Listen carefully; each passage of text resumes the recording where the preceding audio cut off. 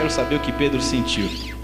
Porque muitas vezes pecamos contra o Senhor e nem tocamos, nem tomamos conta do que fizemos ferir o seu coração, porque não estamos vendo. Mas Pedro negou o Senhor pela terceira vez. Naquele momento Jesus olhou para ele. E Jesus olha para nós. O homem pode esconder os seus pecados das outras pessoas, pode enganar a si mesmo achando desculpa para justificar os seus próprios pecados, mas jamais esconde o seu pecado de Deus. Ele tudo vê, ele viu Pedro, está olhando para você aqui nessa noite. Pedro rachou naquele instante, o vaso Pedro estragou, mas na mesma hora, o nosso Deus oleiro refez o vaso de honra para o Senhor. Pedro se arrependeu e se tornou vaso de honra para Jesus.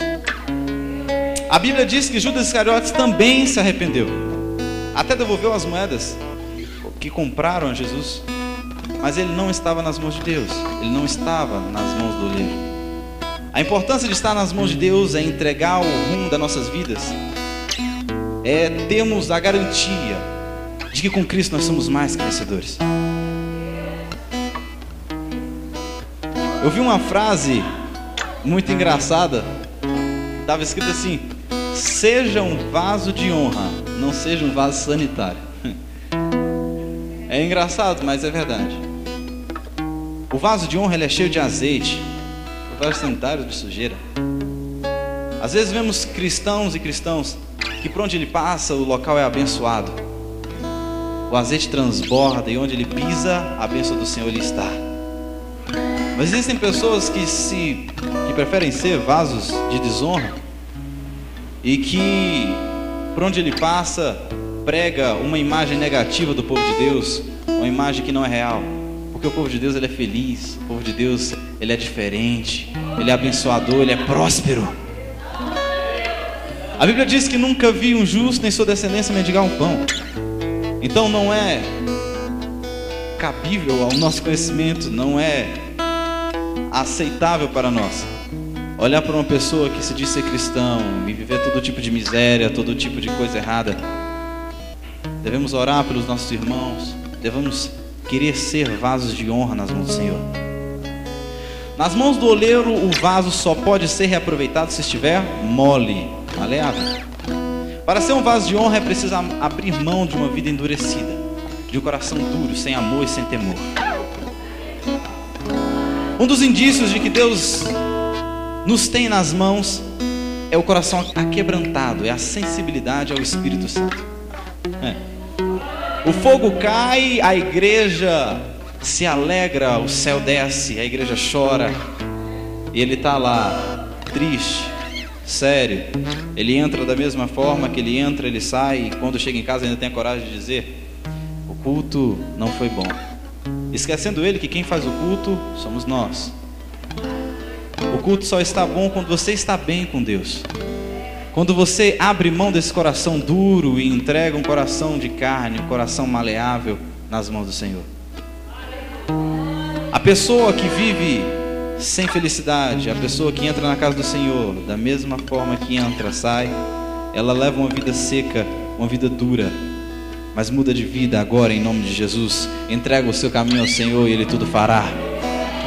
Jeremias 19, versículo 10 diz o seguinte: então quebrarás a botija à vista dos homens que foram contigo e lhes dirá: assim diz o Senhor dos Exércitos, deste modo quebrarei eu, povo, esta cidade, como se quebra o vaso do oleiro que não pode mais se refazer. Interessante, né?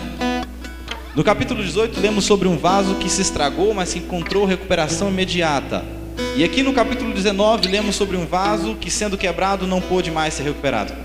Aquele vaso estava nas mãos do oleiro, mole, maleável, tratável e corrigível. Por isso que rapidamente ele foi restaurado.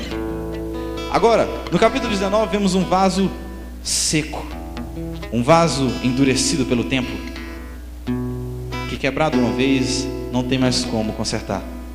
Cuidemos então das nossas vidas para que não ficamos com corações endurecidos. Entregamos então nossas vidas na mão do Senhor, para que podemos ser maleáveis, tratáveis, para que podemos ser trabalhados pelo Senhor a cada dia, em nome de Jesus. Isaías escreveu: mas agora, ó Senhor, Tu és o nosso Pai, nós o barro e Tu nosso oleiro, e todos nós a obra das tuas mãos. A obra das tuas mãos. Tudo que Deus faz, meu amado, é perfeito. O homem tem mania de atribuir, uma mania feia de atribuir sentimentos humanos a Deus. Vixe, agora eu pequei, rachei, neguei o nome do Senhor. E agora o Senhor não vai mais olhar para mim. Mero engano. Quando Pedro negou o Mestre Jesus, deu-se início a uma das mais belas histórias de reconciliação com o Senhor. Preste atenção. O vaso Pedro tinha escutado da boca de Jesus: tu irás me trair, tu irás rachar, Pedro. E Pedro negou aquilo, relutou contra aquilo, porque em momentos das nossas vidas nós achamos que estamos fortes e que com nossas forças nós conseguimos ir além. Mas sabe, meu querido, que sem Jesus você não é ninguém. É Jesus que é a nossa força. Só com Cristo que podemos obter vitória. É só com Cristo que podemos obter sucesso. Caminhar com Cristo é caminhar com a certeza de ir além. Caminhar com Cristo é caminhar com a certeza de vitória, em nome de Jesus. Pedro garantiu que não trairia, mas a realidade foi outra. Foi o dia mais triste da vida de Pedro. Mas esse episódio na vida de Pedro não terminou aí. Não foi marcado como um dia negro em sua vida, sem reconciliação e sem transformação, sem restauração, não. Naquele mesmo dia, Pedro seguiu Jesus, viu Jesus ser levado ao julgamento e ficou rondando lá pelo local do julgamento. As pessoas iam reconhecendo: ah, ele andava com Jesus. Não, não andava com Jesus. Ah, ele se veste como Jesus, ele se veste como um daqueles. Não, eu não sei de quem estão falando. Até que, por último, uma pessoa chegou e falou: ele é um dos de Jesus, porque ele fala igualzinho. Nesse momento Pedro começa a espraguejar, mudar o seu vocabulário, usar até, quem sabe, palavras de baixo calão para provar que ele não era um dos tais. E as pessoas iam reconhecendo como discípulo de Jesus, ele negando durante todo o tempo que era. Isso ocorreu por 3 vezes quando o galo cantou. Aí Pedro se deu conta do que tinha feito, da besteira que ele tinha feito. Aí a Bíblia nos fala que ele chorou amargamente. E enquanto ele chorava, havia um filme em sua mente. Pedro viu tudo aquilo que Jesus tinha feito por ele e tinha feito por aquelas pessoas. Ele viu tudo que o Mestre tinha feito para ele e mesmo assim ele o negou. Era algo que ele nunca se esqueceria. Às vezes em nossas vidas nós levamos conosco sentimentos de arrependimento. Temos em nossa consciência vozes que nos condenam por ações. Temos em nossa consciência ações passadas, e isso nos deixa com um sentimento de imerecimento. Eu não mereço, eu não presto. Mas Jesus fez algo maravilhoso na vida de Pedro, e vai fazer hoje na sua vida também. João retrata em seu livro que após ter ressuscitado, Jesus estava na praia com apenas alguns dos seus discípulos, e lá estava Pedro. E nessa ocasião Jesus chamou Pedro em particular e perguntou: Pedro, tu me amas? Pedro com convicção respondeu: Senhor, eu te amo. Jesus pela 2ª vez pergunta: Pedro, tu me amas? E Pedro ainda com convicção responde: Senhor, eu te amo. Por uma 3ª vez o Senhor pergunta: Pedro, tu me amas? Aí Pedro abaixa a cabeça: Senhor, tu sabes de todas as coisas. Tu sabes, Senhor, que eu te amo. Então Jesus concluiu: apacenta as minhas ovelhas. Para cada vez que Pedro negou o nome de Jesus, lhe foi concedido mais uma oportunidade de confessar o seu amor a ele. Cada confissão de Pedro anulava uma negação que ele havia dito.